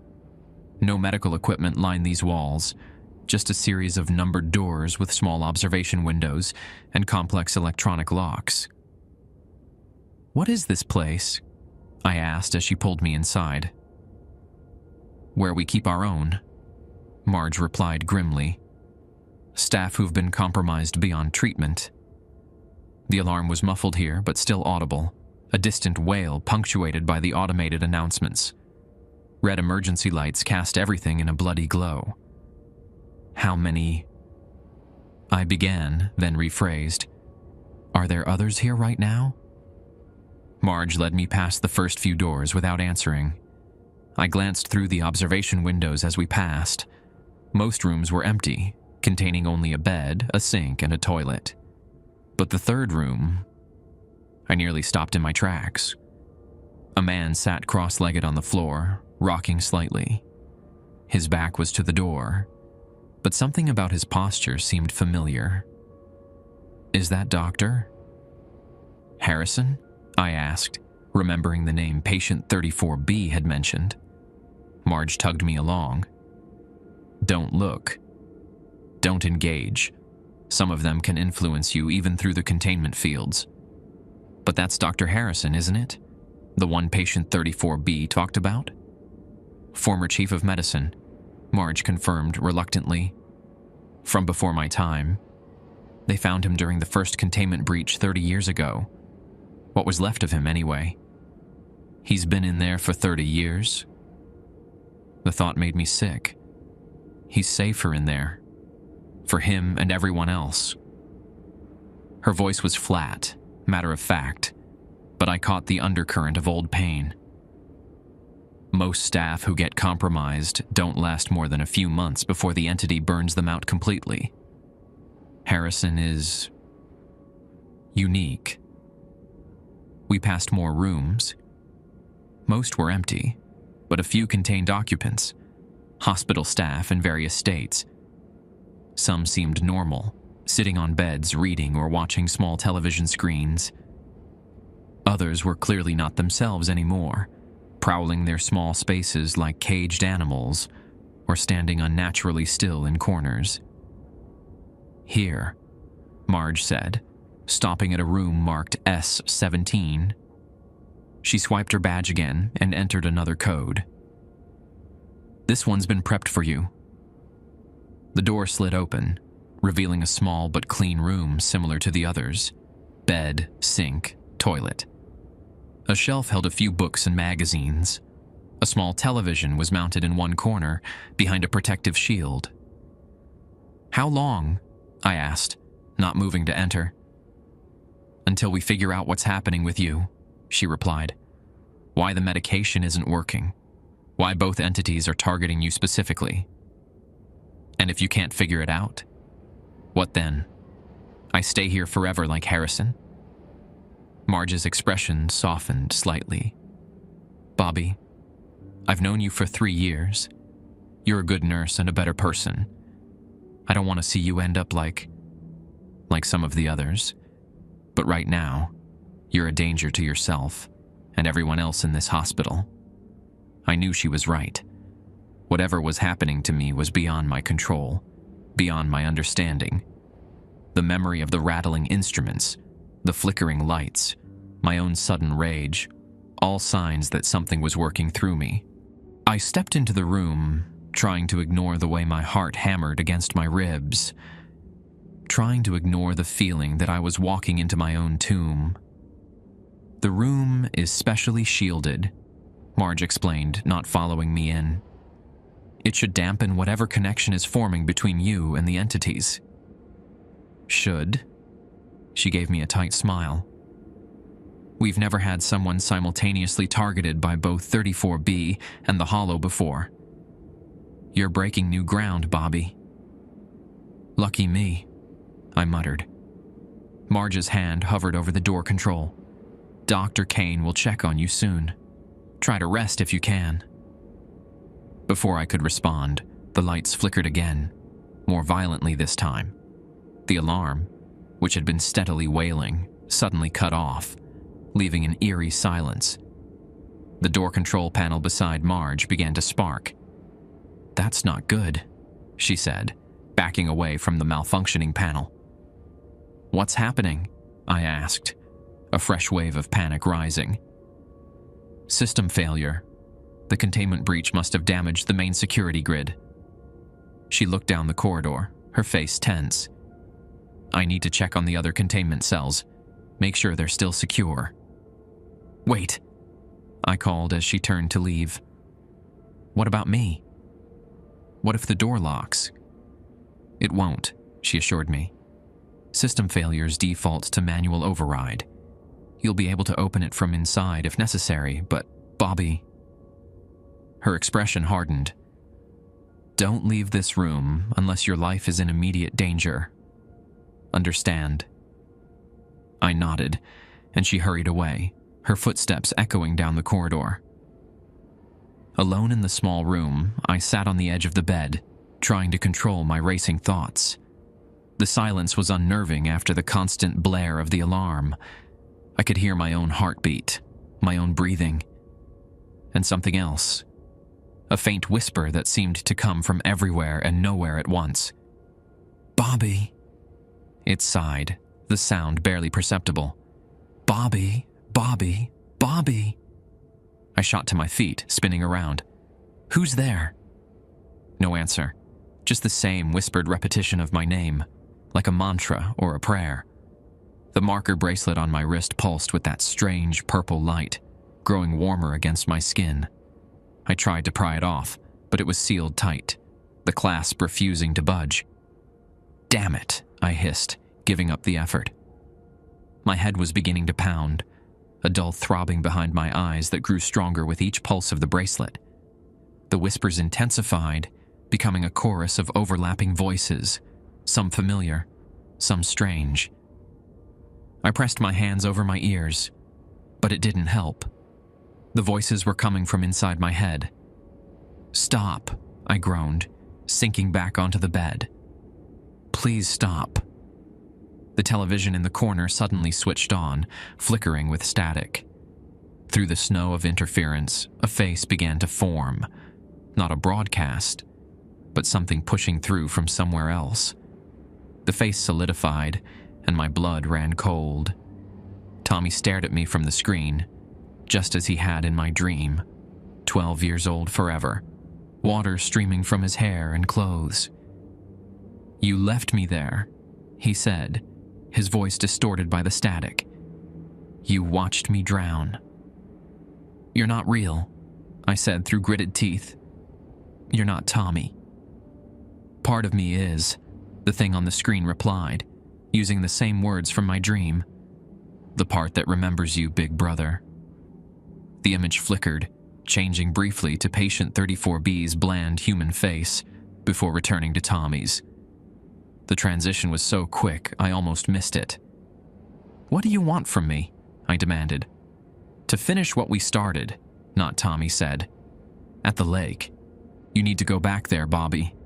Back to where it all began." "I'm not going anywhere," I declared, though my conviction was wavering under the relentless pounding in my skull. The television image distorted again, this time resolving into Dr. Bowman's face. Blood streaked from a gash on his forehead, and his eyes were wide with panic. "Roberts," he gasped. "If you can hear this, the entity has compromised the hospital systems. It's using the intercom, the security cameras, everything connected to the main grid." "Dr. Bowman? What happened? Are you okay?" "Don't trust what you see," he continued urgently. "Don't trust what you hear. Both entities are working together now, using the hospital's own systems against us. They're trying to..." His image flickered, replaced momentarily by static, before Tommy's face reappeared, smiling now. "Poor Dr. Bowman," he said, shaking his head. "He tried so hard to stop us, but he never understood what we really are." The image changed again, showing a corridor where staff members ran in panic as darkness flowed along the ceiling and walls like living ink. I recognized the location, the main corridor on sub-level 1, not far from the safe rooms. "You see what's happening?" Tommy's voice asked over the footage. "They can't stop it. Not without you." The scene shifted again, showing Marge frantically trying to secure one of the doors in special containment. The lock mechanism sparked and failed, and the door slowly opened to reveal a figure standing in the darkness within. Dr. Harrison, his back still turned. "Marge!" I shouted uselessly. "Behind you!" On screen, Marge sensed the presence and turned. Her face contorted in fear as Dr. Harrison's head rotated 180 degrees to face her, his neck twisting impossibly. His features were blurred, as if constantly shifting beneath the skin. The screen went black. The silence in my small room felt oppressive, weighted with dread. "She'll die," Tommy's voice said from the darkened screen. "They'll all die. Unless you help us." My bracelet burned against my skin now, the purple light pulsing in sync with the throbbing in my head. I could feel something building inside me, a pressure that threatened to split me open from within. "What do you want me to do?" I whispered, desperation overriding caution. The television flickered back to life, showing a map of the hospital. A route illuminated in red, leading from special containment, through the service corridors, to the main elevator. "Come to us," Tommy's voice urged. "Come to room 13. We'll explain everything there." Every instinct screamed that this was a trap, that I was being manipulated. But what choice did I have? Marge was in danger. Dr. Bowman was injured, or worse. The entire hospital was under attack. And somehow, I was the key to all of it. I approached the door, hesitating with my hand over the manual release.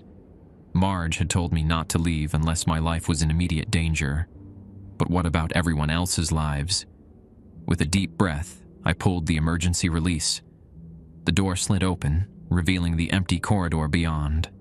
The red emergency lights cast everything in crimson shadows, making the white walls look like they were bleeding.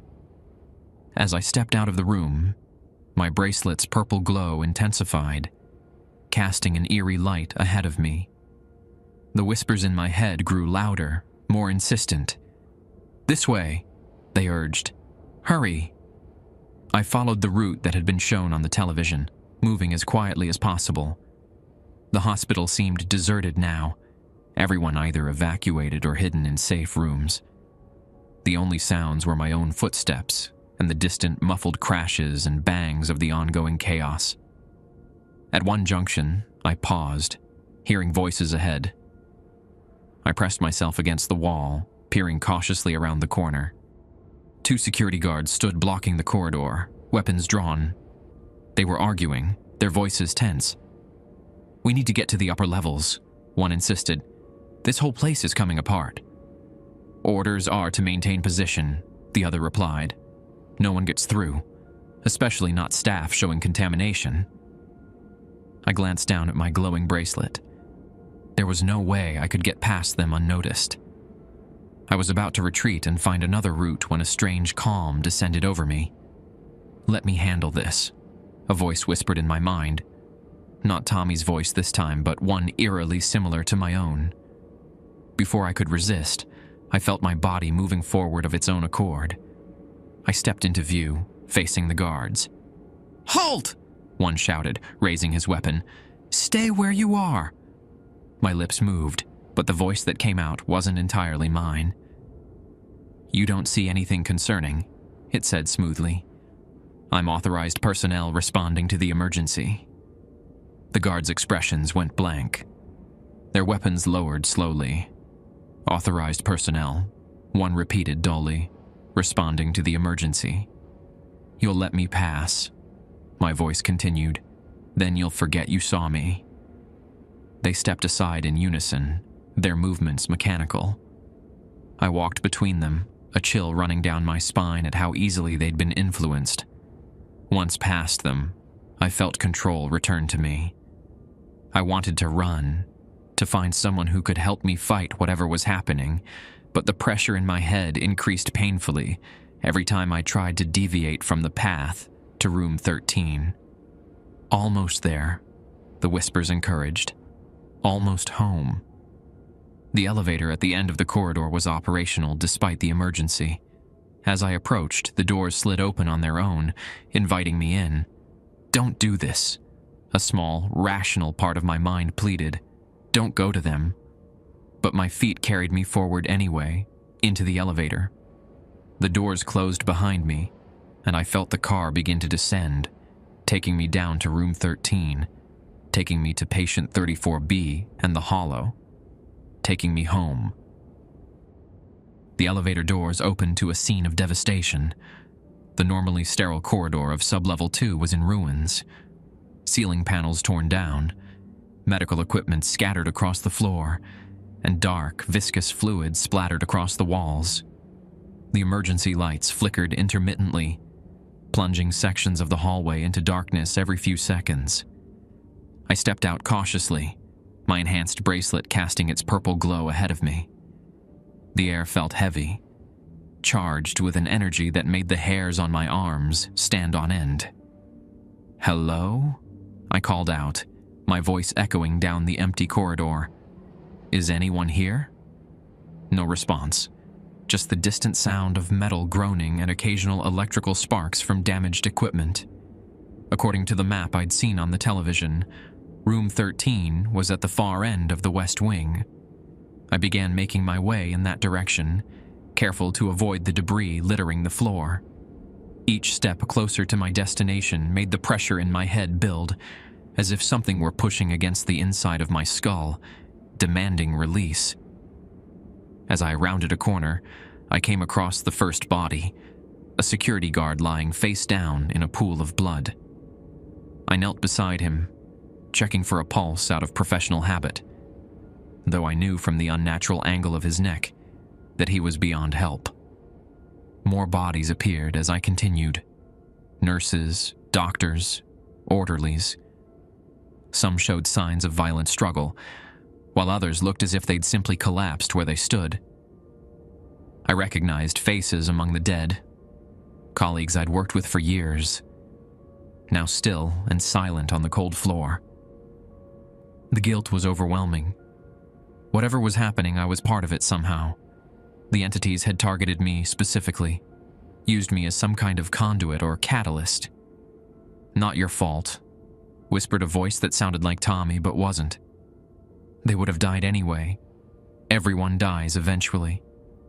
"Shut up," I hissed through gritted teeth. Get out of my head. A chuckle echoed in my mind. Too late for that, Bobby. We're already in too deep. I reached a junction where the corridor split in two directions. The left path was dark. The emergency lights completely failed. The right was illuminated, leading toward the main werewolf ward, away from room 13. Without conscious decision, my body turned left, drawn toward the darkness. My bracelet's purple glow provided the only light, creating grotesque shadows that seemed to move at the edges of my vision. Something skittered across the floor ahead of me, something low to the ground and unnaturally fast. I froze, straining to see in the dim purple light. "Who's there?" I called. A figure emerged from the shadows, and for a moment, I thought it was a patient. Maybe one of the werewolves who'd escaped their room during the chaos. But as it stepped into the light cast by my bracelet, I realized it wasn't a werewolf or any other nightfolk I recognized. It had once been human. That much was clear from the tattered remains of a lab coat it still wore. But the body was wrong, limbs too long and jointed in impossible places, head cocked at an angle that should have been fatal. Its face was half-formed, features shifting and flowing like wax under heat. Jimmy? The thing rasped, using a colleague's voice. Jimmy Chen, one of our lab technicians. Is that you? Help me. Something's wrong with me. I backed away slowly. This wasn't Jimmy. It couldn't be. The real Jimmy would have been in one of the safe rooms during the containment breach. Stay back, I warned, looking around for anything I could use as a weapon. The Jimmy thing tilted its misshapen head, features still flowing. Bobby Roberts? Recognition seemed to dawn in its distorted eyes. You're the one they want. It lurched forward suddenly, movements jerky and uncoordinated. I turned to run, but my foot caught on a piece of debris, sending me sprawling to the floor. My head struck something hard, and stars exploded across my vision. The creature was on me in an instant, its two long fingers wrapping around my throat. Up close, I could see that its skin was translucent in places, revealing not blood and muscle beneath, but something dark and writhing. "They're waiting," it gurgled, its jaw distending as it spoke. "In the dark, in the deep." My lungs burned as I struggled for air. The pressure in my head was excruciating now, building to a point I thought my skull might crack. Just as my vision began to tunnel, something strange happened. The purple light from my bracelet pulsed once, twice, then flared blindingly bright. The Jimmy thing shrieked and recoiled, its hands smoking where they'd touched me. It scrambled backward, cowering against the wall. "Protected," it hissed, its voice now a chorus of overlapping tones. "Marked, claimed." I gasped for air, rubbing my bruised throat as I struggled to my feet. The creature continued to press itself against the wall, as far from me as possible, its eyes fixed on my glowing bracelet. "What am I?" I demanded, my voice hoarse. "What did they do to me?" The creature's features rippled, momentarily forming a face I recognized. Not Jimmy's, but Dr. Vernon's. "Not what they did," it said, the voice a perfect imitation of the specialist's clinical tone. "What you've always been, a doorway, a key." It melted back into its distorted form, then scuttled away into the darkness, leaving me alone with those cryptic words. I continued down the darkened corridor, my mind racing. A doorway, a key. The entities had called me those things as well. But what did it mean? What had I always been? The corridor ended at a set of double doors, marked with a biohazard symbol. This wasn't the route to room 13 that I'd been shown, but something pulled me forward anyway. My bracelet's glow intensified as I approached, the light shifting from purple to a deep, pulsing crimson. I pushed through the doors into what had once been a laboratory. Like the corridor, it was in ruins, Equipment smashed, tables overturned, and the same dark fluid dripping from the ceiling. In the center of the room, something had been drawn on the floor, a complex pattern of interlocking circles and symbols that glowed with the same crimson light as my bracelet. Standing at the edge of the pattern was a familiar figure, Dr. Bowman. His back was to me, but I recognized his stoop-shouldered silhouette. Blood stained his white coat, and he seemed to be swaying slightly, as if struggling to remain standing. "Dr. Bowman?" I called cautiously. He turned slowly. His face was pale, blood streaming from a gash on his forehead, just as I'd seen in the television vision. But his eyes were solid black, like polished obsidian. Patient 34B's eyes. "Bobby," he said, his voice a disturbing blend of Bowman's and 34B's. "You came. Good boy." I took a step backward. "You're not Doctor Bowman." "Parts of me are," it replied with a terrible smile. "Just like parts of your brother are in me, just like parts of you will be, soon enough." From the shadows behind Not Bowman, something massive stirred, a shapeless darkness that seemed to absorb what little light there was. The hollow. It moved with liquid grace, flowing across the floor toward the glowing pattern. "What is this?" I asked, gesturing to the pattern. "What are you doing?" "Finishing what was started long ago," Not Bowman replied. "Creating a permanent doorway between worlds, your world and ours. And you need me for that?" "Why?" "Because you're the last piece." Not Bowman pointed to a blank space in the center of the pattern. "The final component. The one we've been waiting for." "I won't help you," I said firmly, though my feet seemed rooted to the spot, unable to retreat further. Not Bowman laughed, a sound like breaking glass. "You already have. Every rule you followed, every protocol you maintained, all of it leading to this moment." He spread his arms wide. "Why do you think the hospital has those rules in the first place? To protect you?" "No, to prepare you." My mind reeled. "Prepare me for what?" "Convergence," a new voice announced from behind me. I spun to see Director Holt standing in the doorway, flanked by two figures in what looked like hazmat suits, but made of some strange, metallic fabric. She herself wore a form-fitting suit of similar material, her silver-streaked hair pulled back severely. "Director," I gasped. "Thank God. These things, they've taken over Dr. Bowman. They're trying to—" "I know exactly what they're trying to do, Nurse Roberts." She cut me off, her voice cold. "They're trying to complete the ritual we've spent 50 years preparing, and you're going to help them do it." I stared at her, uncomprehending. "What? No. These things have killed people. They've destroyed the hospital." "Necessary sacrifices," Holt replied dismissively. "Do you think we built this facility just to treat night folk? That was merely a convenient cover. The true purpose has always been this moment. This convergence." The two figures beside her moved forward, reaching for me with gloved hands. I tried to back away, but Not Bowman was behind me, and the hollow had completely surrounded the glowing pattern, cutting off escape. "I don't understand," I pleaded.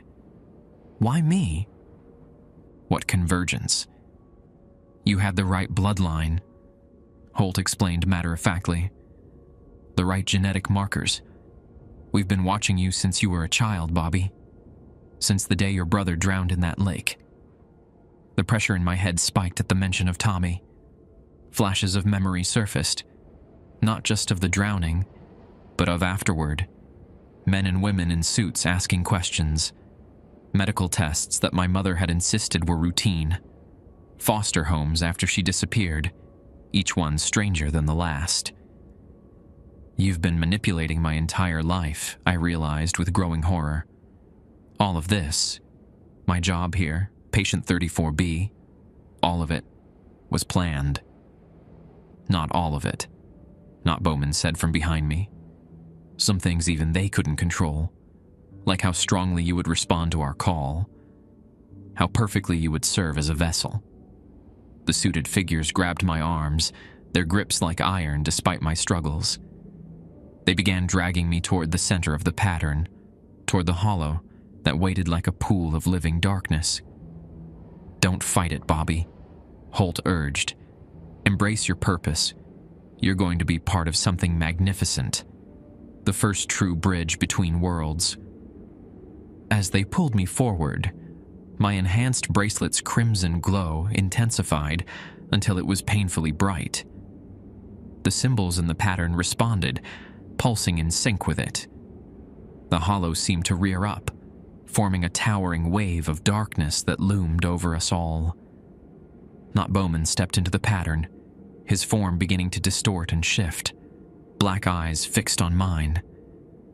"We're going to be together, Bobby. Just like you and Tommy were supposed to be. Forever." I struggled against my captors with renewed desperation, but their grip was unyielding. They dragged me to the center of the pattern and forced me to my knees. The hollow began to flow over my legs, an icy coldness that burned like frostbite wherever it touched. "Please," I gasped, looking up at Holt. "Don't do this." Her expression remained impassive. "The convergence must happen, Bobby. It's been written since before any of us were born." The hollow continued to envelop me, rising to my waist now. Not Bowman approached, extending a hand that was no longer entirely human, fingers elongating into talons. "Time to come home, little brother," he said in Tommy's voice. "Time to drown with me." As his hand reached for my face, a deafening explosion shook the room. One of the walls blew inward, showering us with concrete and metal. Through the dust and debris, figures emerged. Hospital security, but armed like a military unit. "Get down!" a familiar voice bellowed. Clint Reeves stood in the breach, wielding what looked like a flamethrower. Behind him came Marge, Doctor, Kane, and a dozen others, all armed, all wearing modified marker bracelets that glowed intense blue. "Fire in the hole!" Clint shouted, before unleashing a torrent of flame directly at the hollow. The darkness shrieked, a sound that existed more in my mind than my ears, and recoiled from the fire. My captors released me, turning to face the new threat, but they were immediately cut down by precise gunfire from Marge and the others. "Bobby!" Marge shouted over the chaos. "Get out of the pattern!" I scrambled to my feet, trying to flee, but Not Bowman lunged for me, his form now barely recognizable as human. "You won't escape us," he snarled, his voice a distorted chorus. "You belong to us." A blue beam of energy struck him squarely in the chest, sending him staggering backward. Dr. Kane stood with some kind of advanced weapon, his face set in grim determination. "Move, Roberts!" he barked. "Now!" I ran, dodging tendrils of darkness as the hollow fought back against Clint's flames. The glowing pattern beneath my feet pulsed angrily, sections beginning to fade as the ritual was disrupted. Holt screamed orders to her remaining suited figures, who were engaged in close combat with the security team. "Protect the convergence. We can't lose him now." I reached the edge of the pattern, just as a massive tremor shook the room. Cracks appeared in the floor and walls, widening rapidly. The ceiling began to collapse, huge chunks of concrete falling into the pattern. "The whole place is coming down," someone shouted. "Fall back." Marge grabbed my arm, pulling me toward the exit. "We need to move. The charges are set to collapse this entire section." "Charges? You planned this?" I gasped as we ran. "Contingency plan," she replied breathlessly. "In case the convergence actually started. We've been waiting for years, hoping it wouldn't come to this." We raced through corridors that were rapidly deteriorating, joining others fleeing toward the emergency exits. Behind us, I could hear inhuman shrieks of rage and the continuing sounds of combat. "Who are you people?"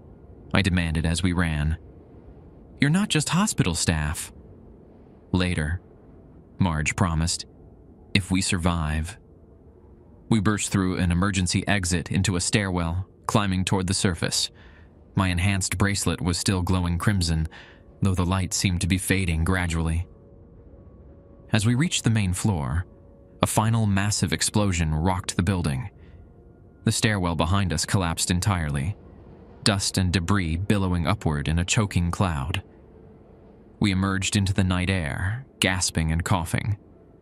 Around us, hospital staff and patients were being evacuated, loaded into ambulances and buses.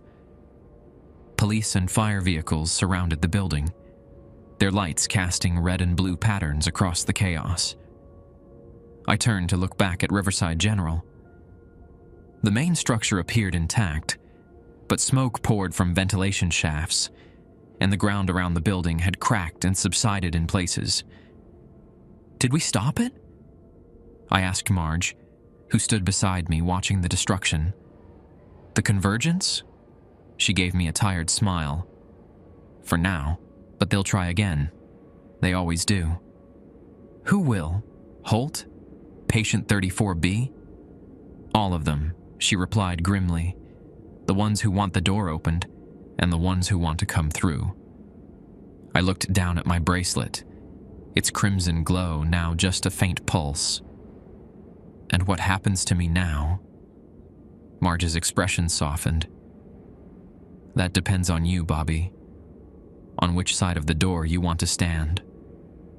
3 months later, I stood at the shore of Hawkins Lake, watching the sunset paint the water in shades of orange and gold. The air was crisp with early autumn, leaves just beginning to turn on the trees surrounding the quiet water. I hadn't been back here since Tommy drowned 20 years ago. The place looked smaller than I remembered, less imposing. The wooden dock where we used to fish had been replaced with a newer one, but otherwise time seemed to have left this place untouched.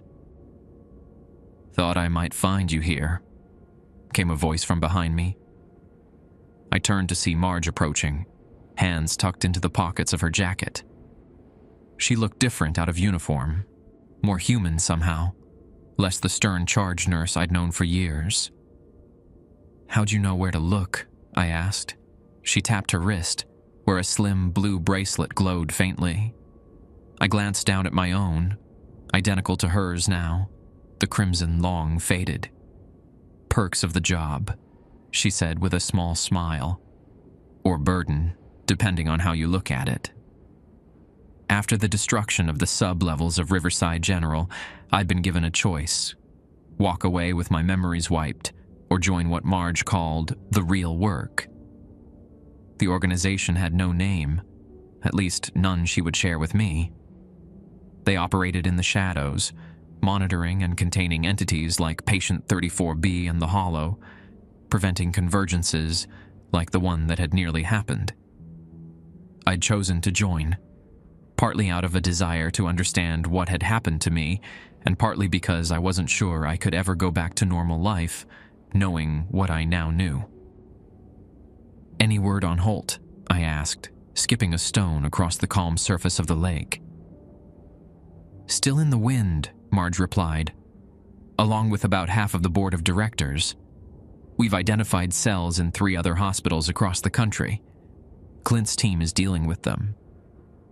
I nodded, not entirely surprised. The conspiracy had run deeper than any of us had initially realized. Doctors, administrators, government officials, all working toward the convergence, believing it would grant them power or knowledge or immortality, none of them understanding what would really come through if the door was fully opened. And Patient 34B? The Hollow? Contained. New facility, better safeguards. Marge joined me at the water's edge. But not destroyed. They can't be. Not completely. Not while the connection exists. The connection. My connection. Whatever made me a doorway, a key, It was still inside me, dormant but present. Dr. Kane's tests had confirmed it was genetic, passed down through generations of my family. Tommy had had it too. It might have been why he'd drowned that day, drawn to something beneath the surface of this very lake. "Do you think they'll try again?" I asked quietly. "They always do," Marge replied, echoing her words from that night. "But we'll be ready, and so will you." My training had been intense, learning to recognize the signs of infiltration, to resist mental influence, to use the marker bracelet as a tool rather than just a shield. I'd discovered abilities I never knew I had, ways to sense the entities before they fully manifested. "I still dream about him sometimes," I admitted. "Tommy, except it's not really him. The entities use our deepest connections, our greatest pain," Marge said gently. "That won't stop, but you can learn to tell the difference between their manipulations and your real memories." I took a deep breath of the cool lake air. "Is that why you brought me here? To face it?" "Partly," she acknowledged, "but also because it's time you knew the whole truth." She nodded toward the center of the lake. "About what's really down there." I followed her gaze to the still water, reflecting the darkening sky. "There's something in the lake?" "There's something under every lake, Bobby. Every cave, every deep place, waiting, calling. Most people can't hear it. But people like you and Tommy, you've always heard it, whether you realized it or not." A chill ran down my spine that had nothing to do with the evening air. "Is that why he drowned? Something called him in?" Marge nodded solemnly. "And it's been calling you back ever since. Patient 34B, the Hollow. They're just fragments, echoes of what lies beneath, what lies between worlds." I stared out at the peaceful lake, trying to reconcile its innocent appearance with the horror Marge described. Part of me wanted to turn and run, to forget everything again, but a deeper part knew she was right. I'd always felt drawn to this place, even while fearing it. "So what now?" I asked. "Now, you follow the rules," she said simply. "New rules, better ones, rules that protect rather than prepare." From her pocket, she produced a small leather-bound notebook and handed it to me. Inside, written in neat handwriting, was a list. 1. Never remove your marker bracelet. It is your identity, your shield, and your weapon. 2. Report any dreams or visions immediately, no matter how insignificant they seem. 3. Avoid bodies of standing water larger than a bathtub, especially at night. 4. If you hear your name called by a voice you don't recognize, do not respond and leave the area immediately. 5. Never look into a reflective surface for more than 30 seconds continuously. 6.